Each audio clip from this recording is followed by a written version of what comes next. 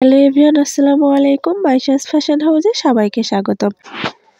আজকে আমি তোমাদের সাথে শেয়ার করব খুব সহজেই কিভাবে ব্লাউজ কাটিং ও সেলাই করবা সেই ভিডিও। আমরা অনেকেই ভাবি ব্লাউজ কাটিং করা অনেক জটিল একটা কাজ, এই কাজ যার দ্বারা সম্ভব না। তো আশা করি আজকের ভিডিওটি দেখলে তোমাদের সবার এই ভুল ধারণাটি পাল্টে যাবে। ভিডিওটি দেখলে তোমরাও খুব সহজেই ব্লাউজ কাটিং ও সেলাই করতে পারবা, আর সেই জন্য ভিডিওটি না টেনে শেষ পর্যন্ত দেখতে থাকো। তো এখানে আমি 1 গজ 4 গিরা পরিমাণ কাপড় নিয়েছি। প্রথমেই আমি কাপড়টিকে সম্পূর্ণ মেলে নিয়েছি। এরপর কাপড়ের এক পাশে এইভাবে আমি ভাঁজ করে নিয়েছি। এবার এখানে আমি কতটুকু ভাঁজ দিয়েছি সেটা বলে নিই। যতটুকু বডি হবে ব্লাউজের তার থেকে 1 ইঞ্চি অথবা 1.5 ইঞ্চি পরিমাণ বাড়তি নিয়ে এখানে আমি ভাঁজটা করে নিয়েছি। মানে বডিকে 4 ভাগে ভাগ দিয়েছি, 4 ভাগের 1 ভাগের 1 ইঞ্চি বেশি নিয়েছি এখানে আমি। তো এই ব্লাউজের বডি হবে 32 ইঞ্চি, 32-এর 4 ভাগের 1 ভাগ হচ্ছে 8 ইঞ্চি, আর আমি এখানে 9 ইঞ্চি কাপড় রেখেছি। আর নিচের দিকে আমি 1.5 ইঞ্চি পরিমাণে একটা মার্ক করে নিয়েছি, ওটা নিচে বর্ডারের জন্য। এরপর আমি লম্বার মাপ নিয়েছি। ব্লাউজটির লম্বা হবে 14 ইঞ্চি। আমি 14 ইঞ্চিতে প্রথমে মার্ক করে নিয়েছি। এরপর আমি গলার চওড়া নিয়েছি 2.5 ইঞ্চি, আর শোল্ডার নিয়েছি 3 ইঞ্চি। এরপর আমি আর্মহোল নিয়েছি এখানে 6 ইঞ্চি, আর এখানে আমি আর্মহোলের শেপটা দিয়ে নিচ্ছি। আর এদিকে আমি গলার লম্বা নিয়ে নিচ্ছি 6 ইঞ্চি। আমি এটা পেছনের পার্ট কাটিং করে নিচ্ছি, আর পেছনের গলাটা একটু লম্বা করে রাখবো, পেছনে ফিতা দিব এই জন্য। তো আমি এখানে 6 ইঞ্চি পরিমাণ লম্বা দিয়েছি। তো ব্লাউজ কাটিং করার সময় অবশ্যই আগে পেছনের পার্টটা কাটিং করে নেবা। এরপর আমি বডির মাপটা নিয়ে নিচ্ছি।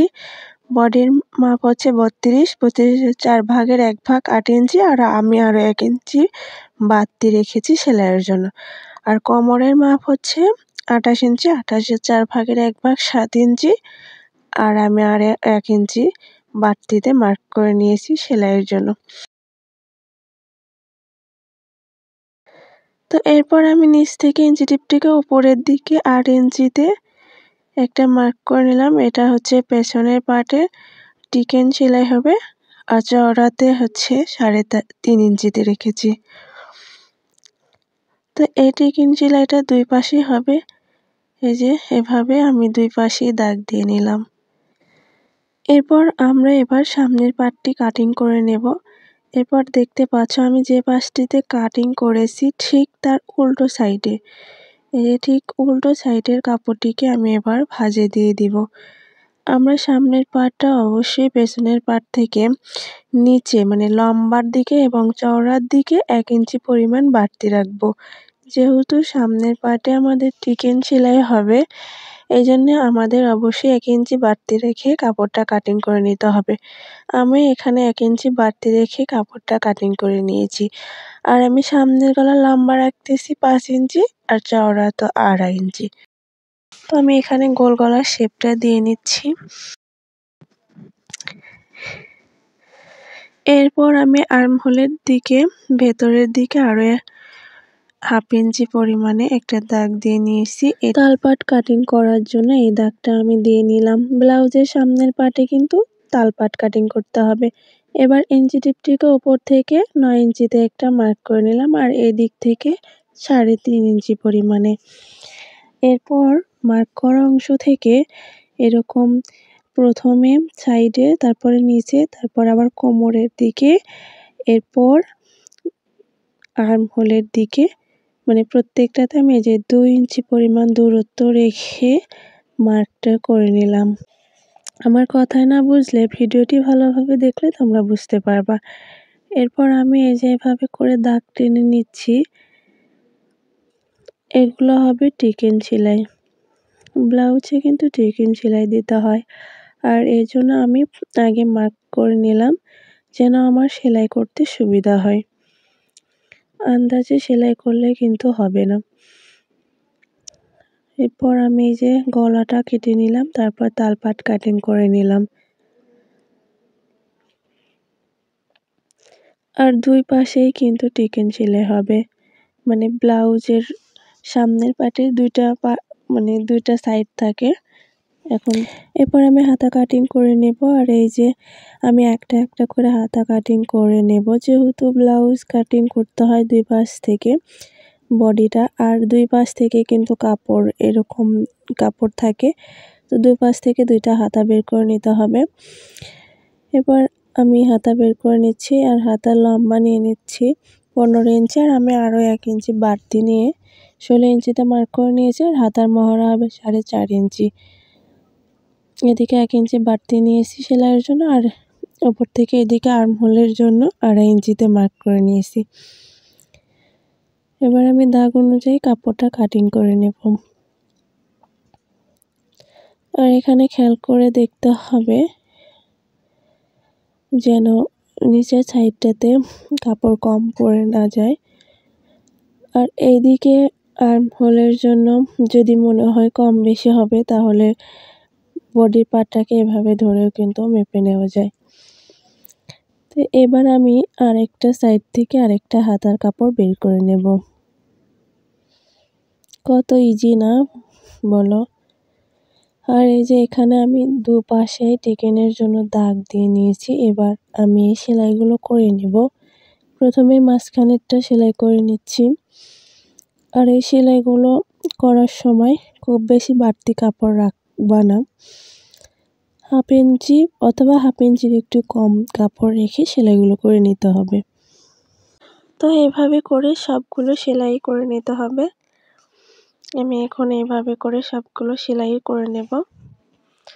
আর এই সেলাইটা করে নেওয়ার সময় সেলাই শুরু এবং শেষে একটু ডাবল করে সেলাই দিয়ে নিতে হবে, তাহলে আর খুলে যাওয়ার চান্স নাই, নতুবা খুলে যেতে পারে সেলাইটা।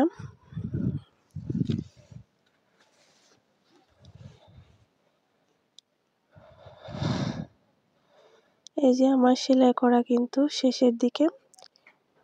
তো সবগুলো সেলাই আমি ভালোভাবে করে নিয়েছি। এই যে দেখতেই পাচ্ছ আমার দুই পাশে সেলাই করা হয়ে গেছে। এবার আমি এটাকে মাঝ বরাবর ভাঁজ করে নেব। সমান সমান ভাঁজ করে নিয়েছি। এবার এই মাঝ বরাবর আমি কাটিং করে নেব। পুরোটাই কাটিং করে নিতে হবে। কাটিং করার পরে এটার দুই পাশে পটি লাগাতে হবে। আর আমি এখানে পটির কাপড় নিয়েছি 2 ইঞ্চি চওড়া, আর লম্বা তো বডির পার্টের সমান। তো এখানে একটা ডান পাশে থাকবে, একটা বাম পাশে থাকবে। এখানে খেয়াল করতে হবে যেটা মানে ব্লাউজটা পরার পরে যেটা ডান পাশে থাকবে সেটা হবে বোতামের পট্টি, আর যেটা বাম পাশে থাকবে সেটা হবে বোতাম ঘরের পট্টি। তো দুইটা পট্টি কিন্তু আলাদাভাবে লাগাতে হবে, মানে আলাদা রকম। তো আমি প্রথমে বোতাম ঘরের পট্টিটা লাগিয়ে নিচ্ছি। তো এভাবে বডির পার্টটিকে সিধে সাইডে রেখে বডির কাপড়টিকে এই যে উপরে রেখে প্রথমে আমি মোহরিটা সেলাই করে নিলাম। এরপর এটাকে আমি সম্পূর্ণ উল্টিয়ে ভিতরে দিয়ে দিব, মানে উল্টো সাইডে দিয়ে দিব। এই যে নখ দিয়ে চেপে চেপে আমি এখানে পুরোটা নিচের দিকে দিয়ে দিয়েছি। এবার এখানে 1/2 ইঞ্চির মতো কাপড় ভেতরের দিকে দিয়ে এর মোহরা সেলাই করে নিচ্ছি। তো একটা সেলাই হয়ে গেল। এবার আমরা বোতামের পট্টি সেলাই করে নেব, মানে যেখানে যে পাটটাতে বোতাম লাগানো থাকবে। তো এটাকেও সেম ভাবে আমি বডির কাপড়টিকে সিধে সাইডে রেখে উপরে বডির কাপড়টিকে বসিয়ে মোহরে দিয়ে একটা সেলাই করে নিলাম। আর এই যে এখানে বাড়তি কাপড়টা আছে এটুকু আমি কেটে নেব। এবার এটাকে এই পটির কাপড়টিকে মাঝ বরাবর ভাঁজ করব। আগেরটাতে আমি সম্পূর্ণ উল্টিয়ে দিয়েছিলাম, এটাকে আমি সম্পূর্ণ উল্টিয়ে দিব না, এটাকে আমি অর্ধেক দিয়ে দিব ভেতরে, মানে উল্টো সাইডে অর্ধেক পটির কাপড় দিয়ে দিব। দেন আমি 1/2 ইঞ্চির মতো আবারও মোহরি ভেতরের দিকে ভাঁজে দিয়ে দিব। এরপর সিধে সাইড থেকে এর উপর দিয়ে সেলাই করে নেব। তো এখানে সিধে সাইড থেকে সেলাই করার সময় খেয়াল রাখতে হবে উল্টো সাইডের ওই 1/2 ইঞ্চি পরিমাণ ভেতরে দেওয়া কাপড়টি যেন ছেড়ে না যায়, ওটা যেন সেলাইয়ের আওতায় থাকে। এবার দুইটা পার্ট আমি একসাথে ধরে মাঝ বরাবর দিয়ে একটা সেলাই করে নেব। এটা বড় বড় স্টিচ করে নেব যেন পরবর্তীতে এটা আমি খুলতে পারি খুব সহজেই, যেহেতু এটা আমাকে খুলে ফেলতে হবে। এরপর আমি পেছনের সাইডের পেছনের পার্টে যে টেকেনের জন্য দাগ বসিয়ে দিয়েছিলাম, এবার ওই দাগ বরাবর টেকেন সেলাইগুলো দিয়ে নেব। এরপর সামনের পার্ট এবং পেছনের পার্ট একসাথে ধরে শোল্ডার জয়েন করে নেব।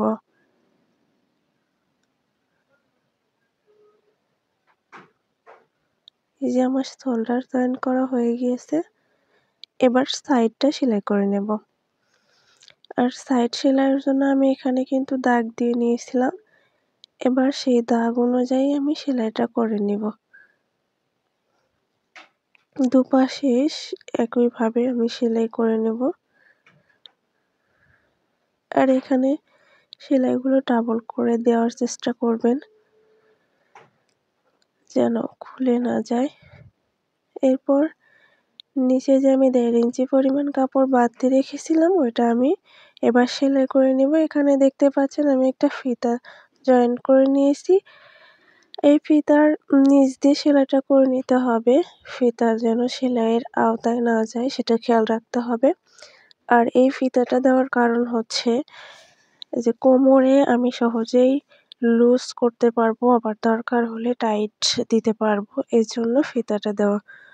বোতাম দিলে কিন্তু সেই সুবিধাটা নাই, এই জন্য আমি ফিতা লাগিয়ে দিয়েছি যেন খুব সহজেই ঢিলা এবং টাইট করা যায় এই জন্য।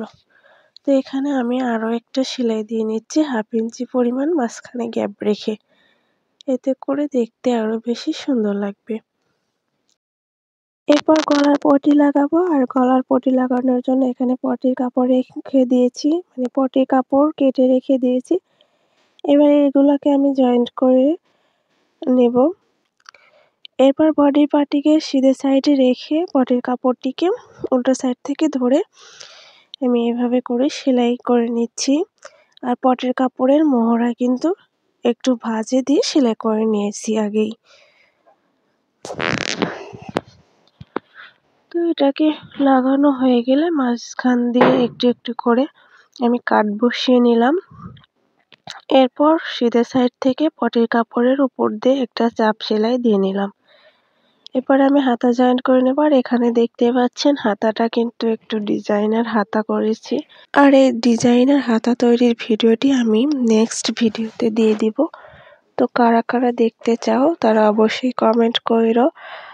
আর অবশ্যই চ্যানেলটিকে সাবস্ক্রাইব করে পাশে থাকা বেল আইকনটি ক্লিক করে রেখো, তাহলে আমি যখনই ভিডিও আপলোড করি তখনই তোমাদের ফোনে নোটিফিকেশন যাবে।